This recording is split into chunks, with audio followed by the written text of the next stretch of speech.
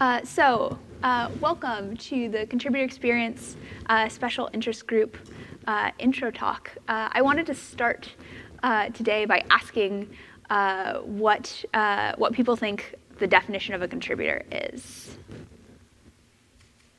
Who here is a contributor? Yeah. Yes, Yes.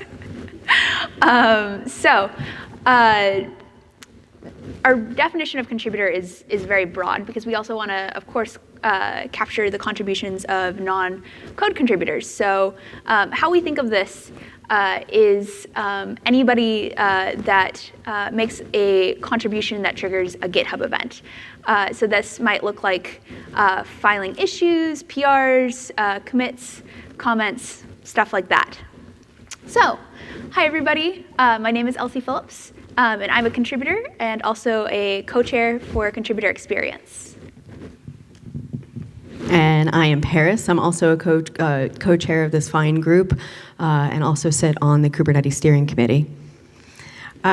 So, as Elsie mentioned, with the definition of a contributor, we work on meta issues, if you will, initiatives and sub-projects that span our community groups. Community groups within Kubernetes are things like special interest groups, working groups, committees, things like that. Over half of you in the room may have already known that, but just to make that clear. And there's really no way that we can fit all of the work that we do for the contributors in this one session. I know we've tried, and we've ran out of time every time that we've tried. So and for the purpose of the talk, we will most likely be giving very high-level things. So if you want to go into any kind of detail afterwards, or if we do have some time afterwards for questions, please, by all means. The GitHub Management part of this talk is honestly its own talk, and guess what? There's plenty of them on YouTube right now, from Christoph, Aaron Krickenberger, Nikita, etc. There's just so many people that have done talks on our GitHub workflows and things like that. So if that is something that interests you, please check those out. So we're going to break this down by the following. We're going to go by sub-project and also hit on some of the teams. What a sub-project is in Kubernetes is really how we break down the ownership and the work.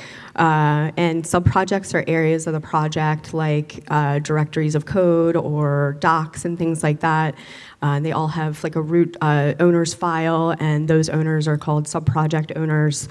And that's really how we kick things off. And I think right now we have like over 180 or some sub-projects within Kubernetes itself, if that gives you any idea of the magnitude that is Kubernetes. So for the next 20 minutes, here we go. We're going to talk about some of those cool sub-projects up there. So the first one, the one that I think is most important, I won't lie, I'm biased, is mentoring and contributor growth. And what we mean here is not necessarily just new contributor programs either.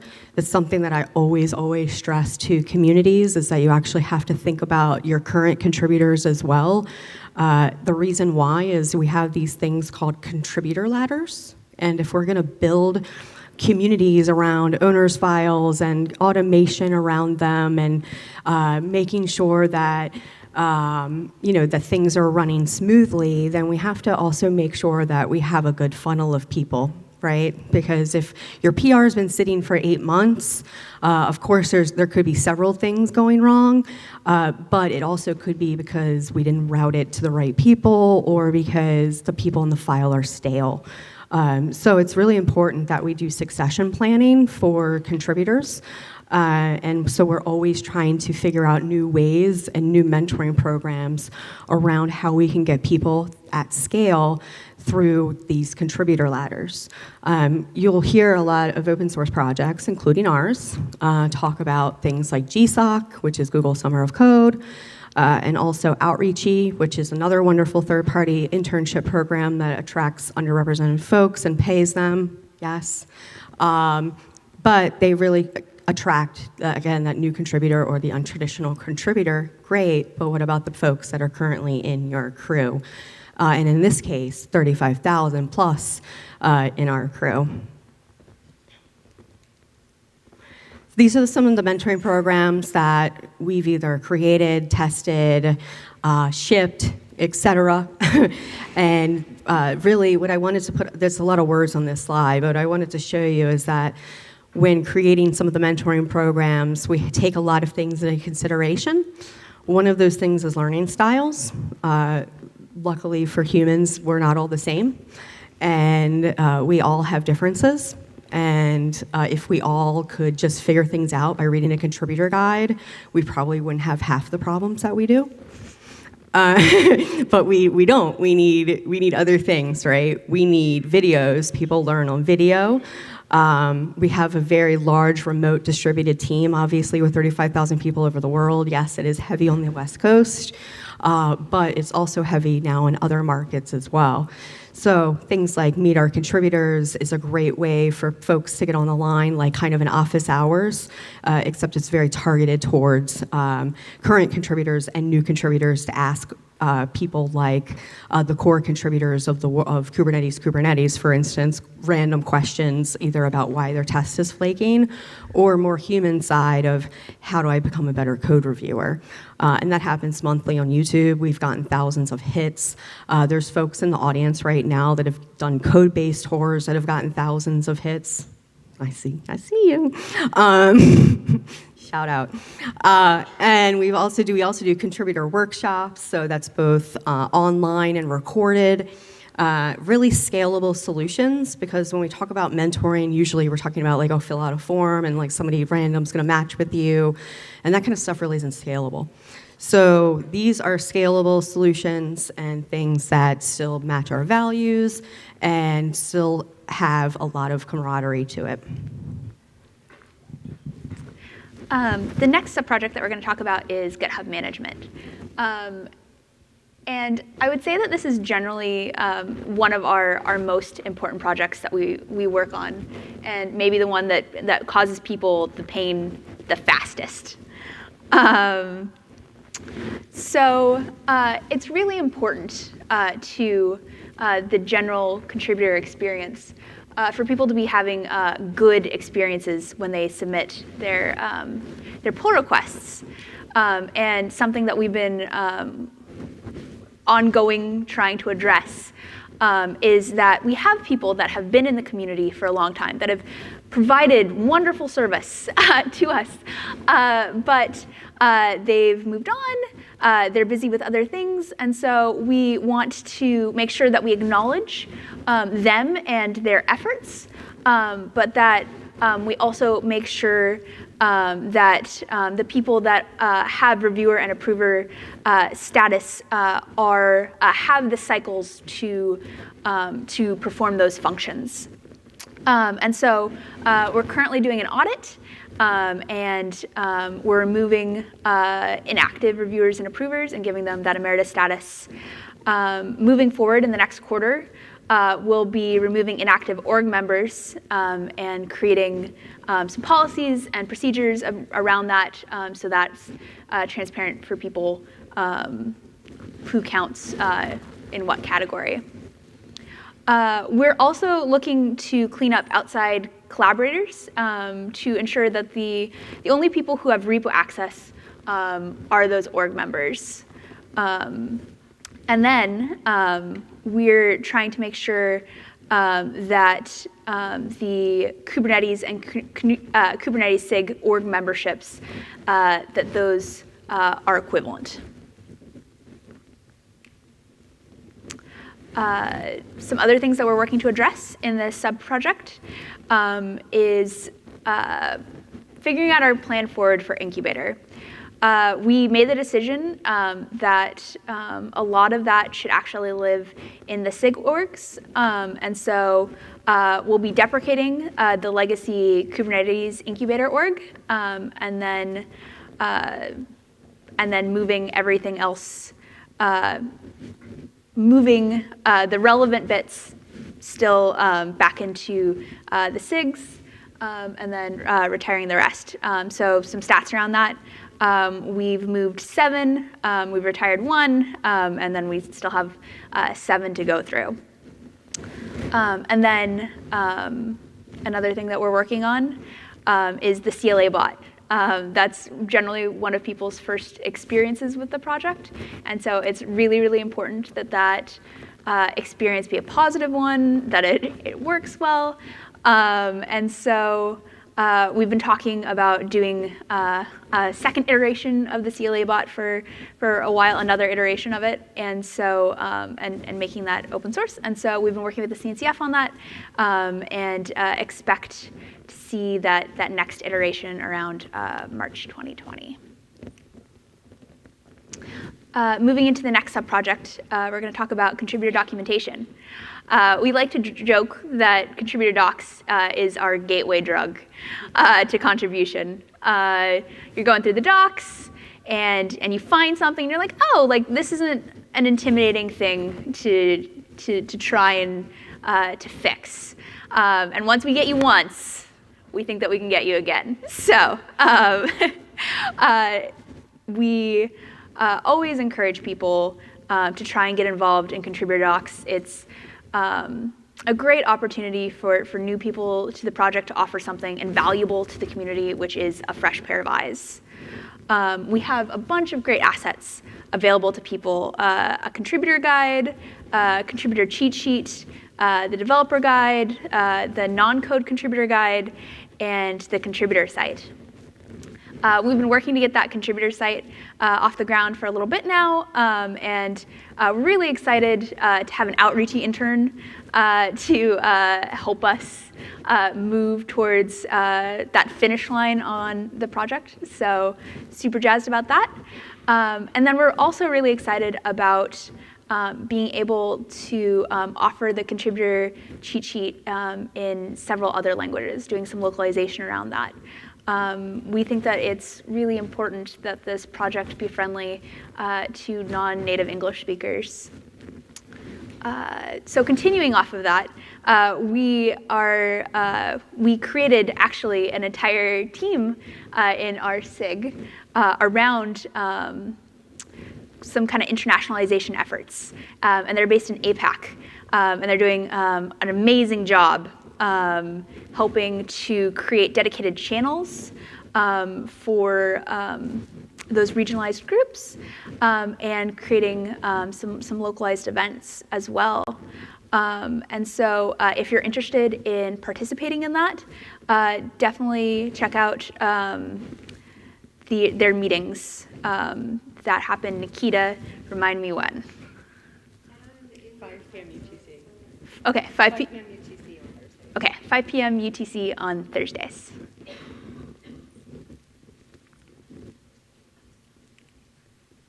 I deal with a lot of calendars. DevStats is another sub-project that we work on. It's this great dashboard where we can keep an eye on stats related to the community. It helps SIGs make data-driven decisions about policies that they want to implement. So that's all publicly available. So if you're interested, check out devstats.kubernetes.io. I think that is the URL. Yes. Then I'll hand this back over to Paris. Another sub-project that we do a ton of work in, especially transactional work and policy and things along that line, is community management. Community management here is pretty much anything that's not GitHub infra, for the most part. So that's things like making micro groups for certain personas. One of those is SIG chairs and tech leads, because they all need different kinds of information to them at different kinds for different reasons. And you can imagine if you work in a company that's 35,000 people large, communication is probably up there with like one of your concerns, I'm sure. Like I work at Google, so 100K plus. Things get a little hairy in the watering down of communication. So this is something that we're always iterating on, meaning changes as far as like what communication platforms to bring on, how can we consolidate, how can we moderate this better, just pretty much everything around like kind of the communication element as well is a big piece to this. So that's the image that you see on the screen right now is a part of the communication directory, so you can kind of get a gist of some of the stuff in there that we work on. Supporting all of these communication streams would not be possible without our moderators, so I absolutely wanted to shout them out. Even our GitHub team as well. These folks moderate stuff on just 24/7 basis. You can imagine with all the comments that we get on GitHub, we have 80,000 Slack members. It's just out of this world as far as the communication that's going on within this project. And I guarantee you 90% of these people aren't paid to do it. So this is one of our most selfless roles that we have, and they're actually on the front line taking a lot of emotional abuse sometimes.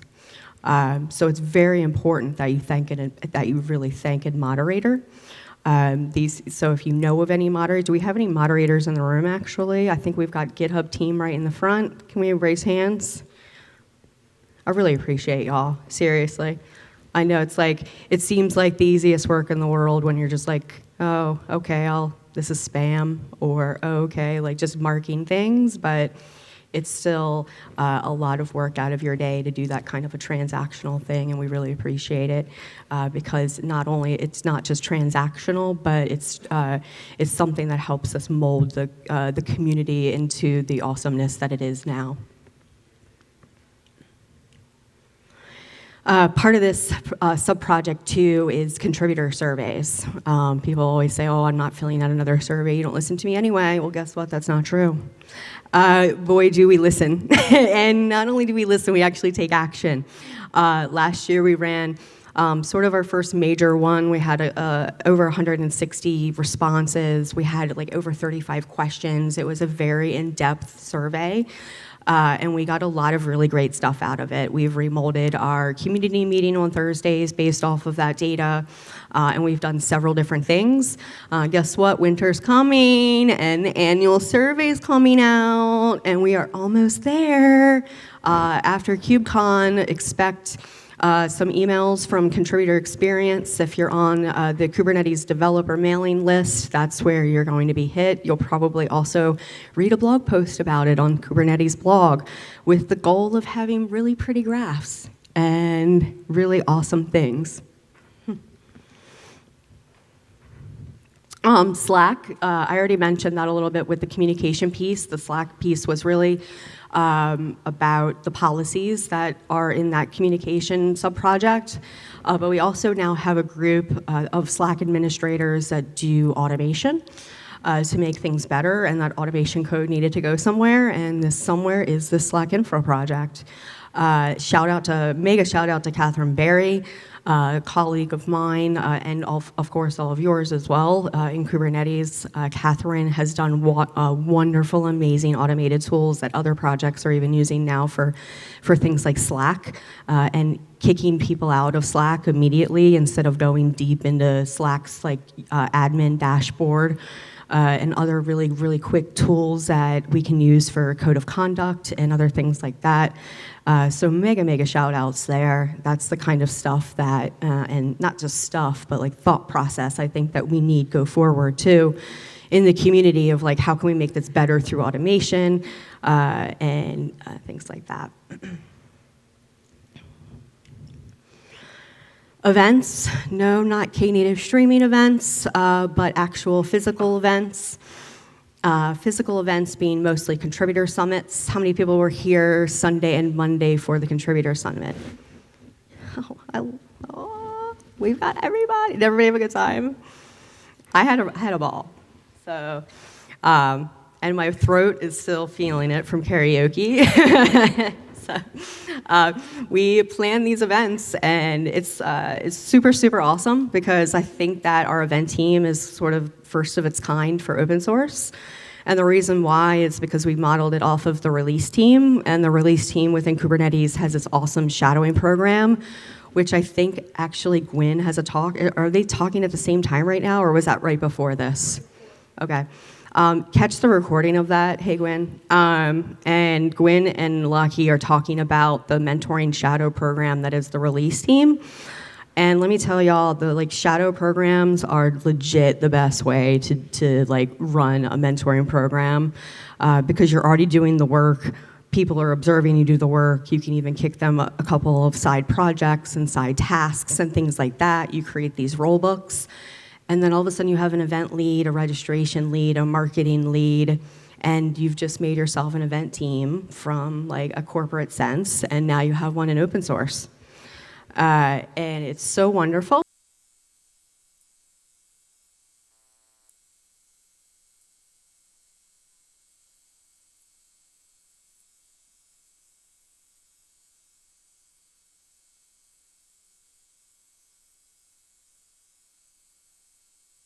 Other things that I did want to mention too, just even for recording purposes, just because it's so important, is voting in steering committee elections, which we just had one. That's where I was elected. Christoph is here as well. That was elected. Nikita's here as well. She was elected recently. We're now down to 7 members. We had an initial bootstrap committee, and then we had the first committee come on, and that had 13 members. And now we are back to 7, which we'll have for the remainder of the time unless we change our charter. The reason why I wanted to bring this up is because it's important to get involved in governance. Why? You want to know how decisions are made if you want to tear down the whole building, right? So it's always important when you go into an open source community. If you have a change you want to make, you should know how to make the change, and a lot of that stuff comes down from steering and how the community groups are formed and how they create charters and how they own code and things along those lines. So we have public meetings. After KubeCon, I swear we're all so tired. And so I just wanted to bring that up. And this year, I think we had 800 members that could vote. So that was really super cool. That meant that we had 800 people that made more than 50 contributions in the last year, which means that active-ish, right?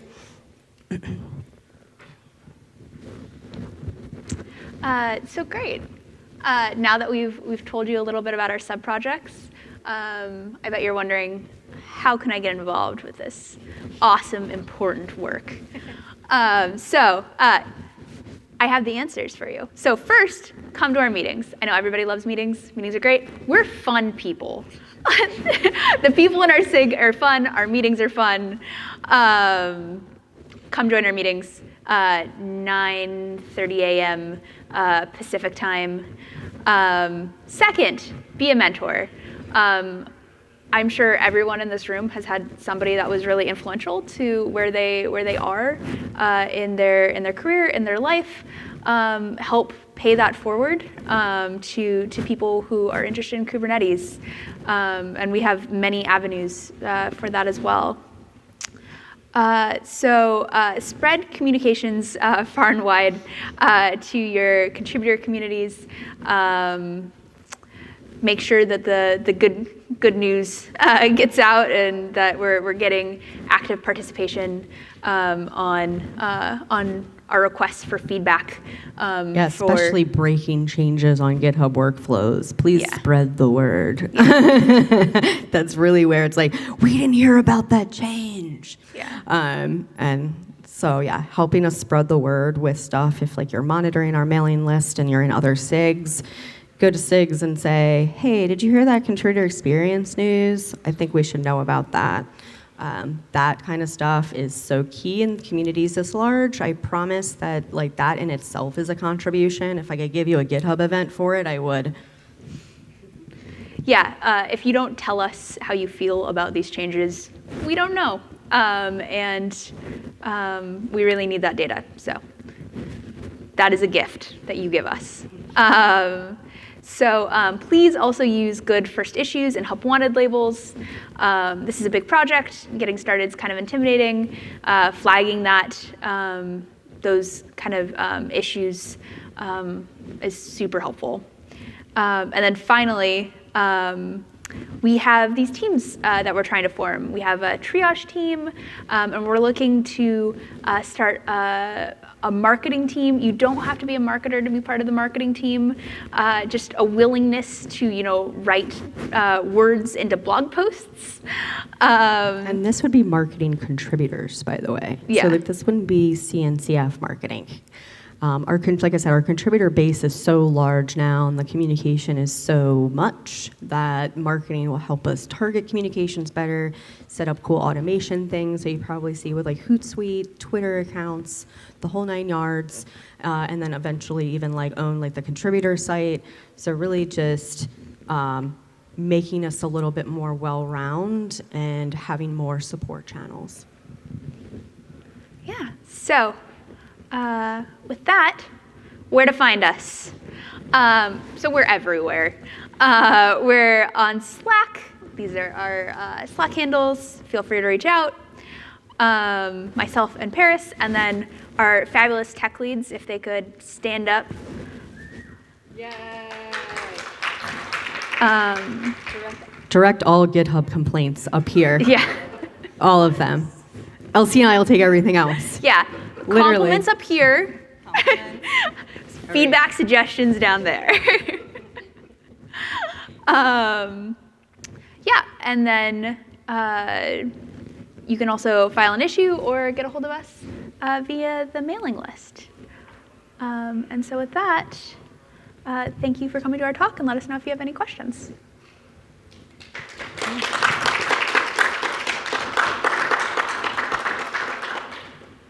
Questions? Oh, I want to plug a couple things really quick. I want to plug the SIG deep dive tomorrow. What time is that? 4:35. Nikita, I'm sorry, what was it? 4:25. I know, it's so weird. 4:23. And be there early. 4:23. And do you want to talk to them a little bit about what the deep dive is? Yeah. During our deep dive, we're going to go through 5 or 6 issues that we could really use help on. Things that are slightly more technical, but we just need people who are willing to learn, willing to talk, willing to walk through some of these issues with us. Very specific things that we could really use help in getting involved in our contributor workflow. Yeah. Questions? Amber. What's your communication firm-wide? Have you got, but is there some outline of how that should be done? Yes. Yep. It's sort of like an outline of how that should be done. So, yes and no. There's definitely more planning will come with the marketing team, more of the strategy piece. But I just submitted a PR that's still sitting, not because of the reviewers, but because they made changes and it's KubeCon and I'm freaking busy. But there's a communication.md file in the community repo that I just completely revamped, and essentially the plan would be to make sure that all of those are covered, that they all have people who are submitting kind of content to them relating to contributors, and I mean let's just kind of at a high level. So I broke it down on the communication markdown file on where we make decisions, where we discuss things, where we talk a lot, things like that, so that we can try to break down some of those streams a little bit better and discover some more of the personas and stuff like that, if that makes sense. We have a lot of more targeting to do and discovery of how to target a little bit better than just the Kubernetes dev mailing list, for instance, which most people either filter on some kind of weekly cadence or check every once in a while.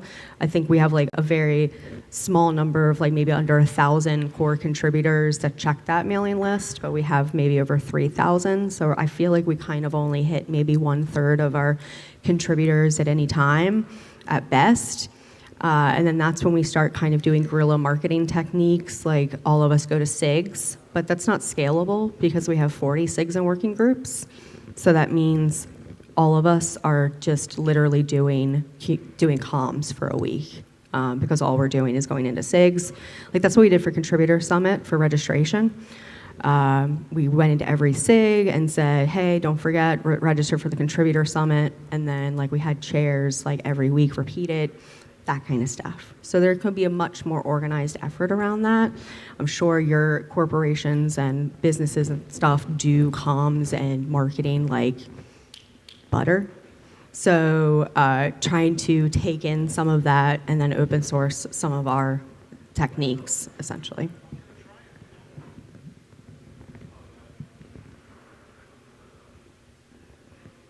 Anything else? All right, that's it.